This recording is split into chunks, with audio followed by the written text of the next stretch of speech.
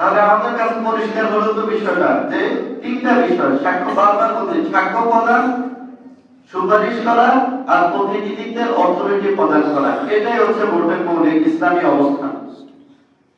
এজন্য আমাদেরকে সবসময় ন্যায়ের পক্ষে থাকতে হবে। একজন এবং এটা মুমিনের অন্যতম গুণ, সৎ কাজে সে আদেশ করবে এবং অসৎ কাজে নিষেধ করবে।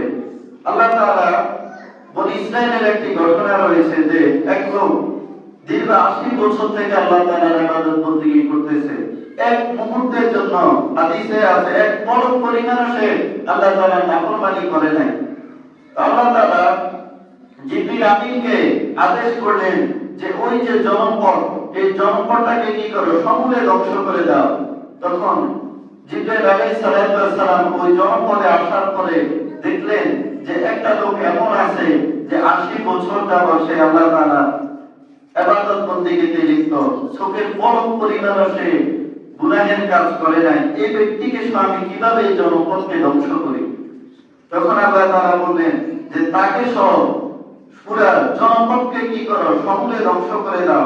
কারণ সে শুধু নিজেই আল্লাহ তাআলার ইবাদত বন্দেগী করেছে, সে কখনো চেষ্টা করে নাই যে তার পুরো জাতি যে গুনাহের মধ্যে নিমজ্জিত, তার পুরো জাতি যে জাহান্নামের দিকে যাচ্ছে, তাদেরকেও যে বাঁচানো দরকার, জাতির প্রতি যে দরদ, সেটা কখনো তার ভিতরে আসে নাই। এরকম উম্মত কি নেই, আমার দরকার নাই।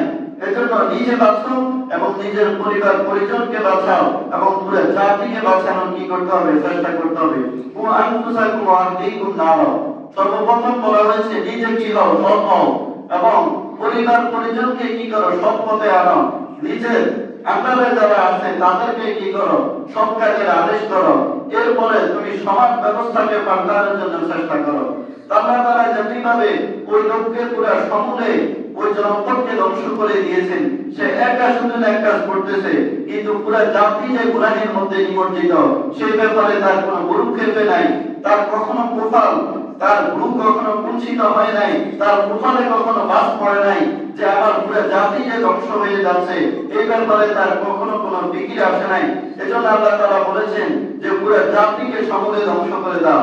ঠিক তেমনিভাবে আমরা এই হাদিসের মধ্যেও দেখেছি আল্লাহ রাসূল বলেছেন ইন্নান নাসা ইযা রাআউ যালিম, যখন লোকেরা জালিমকে দেখবে, তারা কি আউযু আলা ইয়াদাই, আর সেই জালিমের হাতকে বাধা না দিবে, আই আরশাকা ইয়া উম্মাতুল্লাহ ফি ইকাবি, সম্ভাবনা আছে যে আল্লাহ তাআলা ব্যাপকভাবে পুরো জাতিকে ওই আযাবের মধ্যে পরিবেষ্টিত করবে। এবং অন্য একটা হাদিসের মধ্যে আল্লাহ রাসূল বলেছেন মান উযিল্লা ইনদাহু মুমিনুন, যখন কোন ব্যক্তির সামনে কোন মুমিনকে অপমান করা হয়, ফালা ইয়ানসুরহু, কিন্তু সে মুমিনকে সহযোগিতা করলো না, ওয়া হুয়া ইয়াকদিরু আলা ইয়ানসুরহু, অথচ সে তাকে সহযোগিতা করার মতো সক্ষমতা আছে, তারপরও সে কি করে নাই, তাকে সহযোগিতা করে নাই। আযাল্লাহুল্লাহু আলা রুউসিল খালাইকি ইয়াউমাল কিয়ামাহ, আল্লাহ তাআলা কিয়ামতের ময়দানে পুরা জাতির সামনে, পুরা উম্মতের সামনে, সকল মানুষের সামনে তাকে অপমানিত, লাঞ্ছিত করবেন।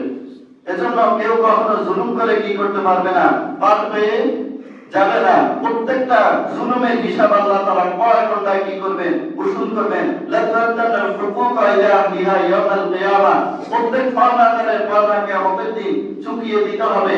এমনকি আল্লাহ রাসূল হাদিস শরীফের মধ্যে বলেছেন, যদি কোনো সিং বিশিষ্ট বকরি অন্য সিং বিহীন কোন বকরির উপর আঘাত করে, সেটার হিসাব আল্লাহ তাআলা কিয়ামতের দিন দিবেন।